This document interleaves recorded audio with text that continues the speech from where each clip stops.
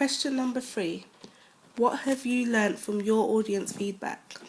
To commence, I wanted to research the demographic of the R&B/soul genre.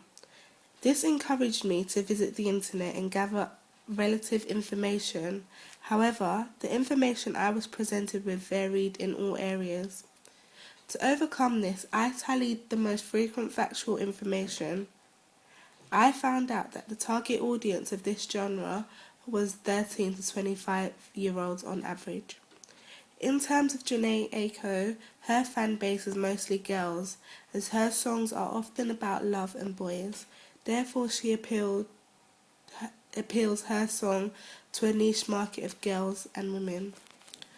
As a female aged 17, I was surrounded by peers within the target range. Therefore, I knew that my target sample was going to be representative, which made the planning and production of the video and everything else relatable.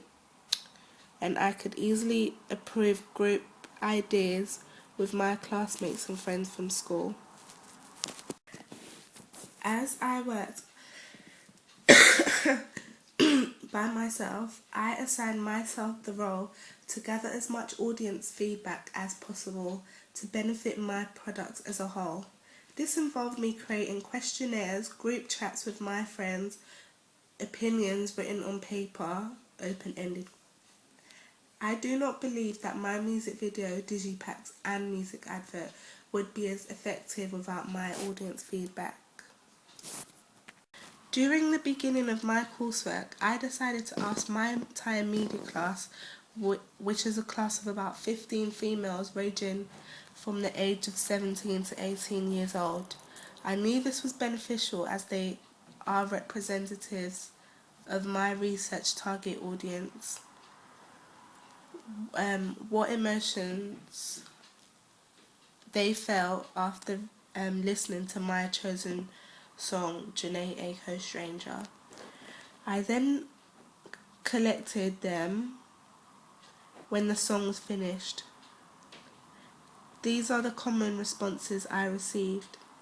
Evidently, my audience feedback had a large impact in my music video, as the majority of them felt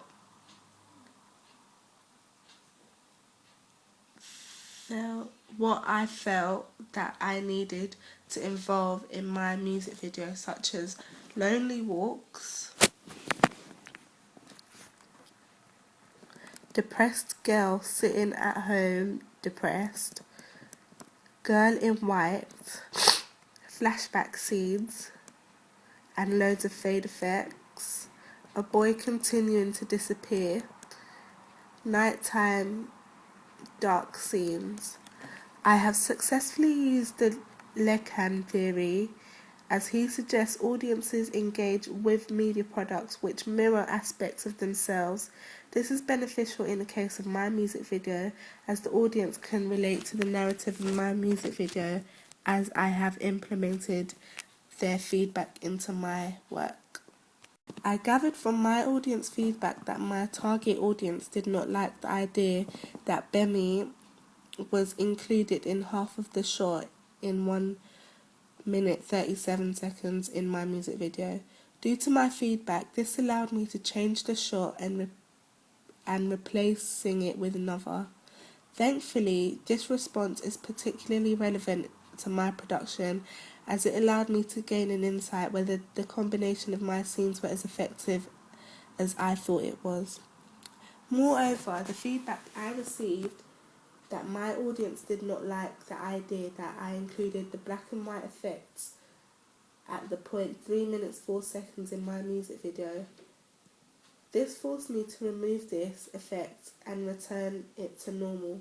This was yet again relevant to the production, as it challenged mainstream conventions of R&B/soul genre conventions, where it said typical conventions in R&B/soul music videos involve black and white effects, as it allowed me to judge whether the effects was engaging and effective. However, it wasn't. However, what was most interesting to me was the fact that the majority of my target audience felt that the best aspect of my music video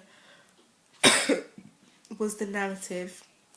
This made me consider the uses and gratifications theory, in which audiences actively consume text for certain purposes, as they related their personal feelings, life experiences, and built a relationship with the characters in my music video.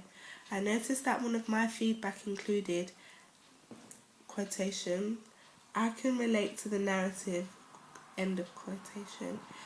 This therefore suggests that this person, a girl, has related her own personal experience with the artist Bemi, who was heartbroken in my music video. From the audience feedback, it presented to me that I had good actors. This indicates that when I planned and shortlisted potential actors/actresses, I correctly selected the right actors, who were Bemi and Lewis, as they captured the narrative involving a love story. The majority of my feedback revealed to me that I had excellent choice of music. I am pleased with this because my target audience enjoyed it, ignoring the fact that she is a mainstream artist and not that well established.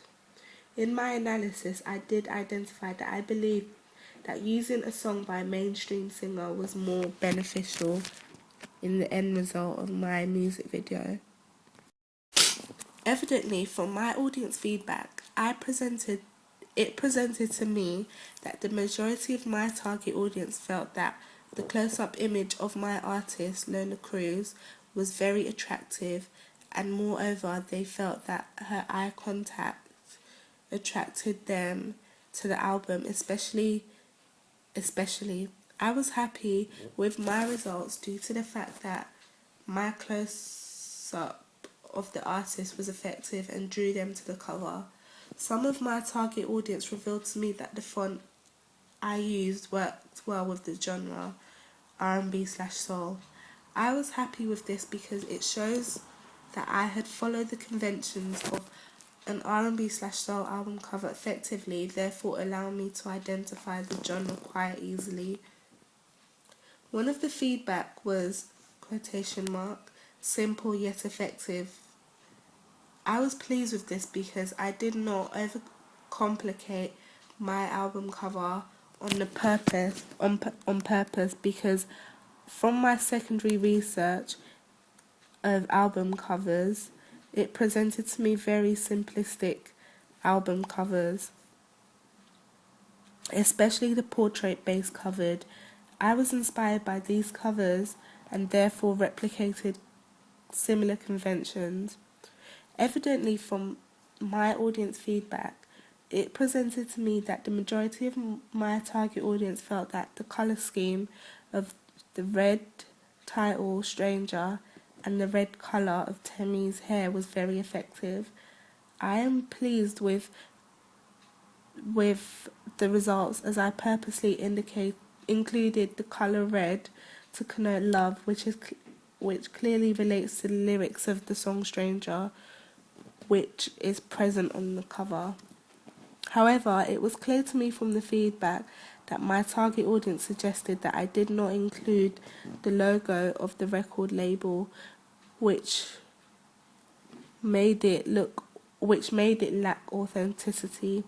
I therefore did not hesitate to include the logo. This allowed me to make final decisions about my digipack in order to produce one that would increasingly appeal to my target audience. It had been stated to me from my audience feedback that the artist's name was smaller than the album name. However, I purposely did this because I was trying to promote the album by increasing the size of the text to make the audience aware. In addition, I conformed to the portrait-based album cover to promote the artist Lola Cruz. With the combination of these two justifications, I overlooked that feedback because it is a part of my vision Unfortunately, the audience feedback in this case was not very useful in terms of that statement. In contrast, I have taken this point into consideration, and next time I will ensure that I cover this point.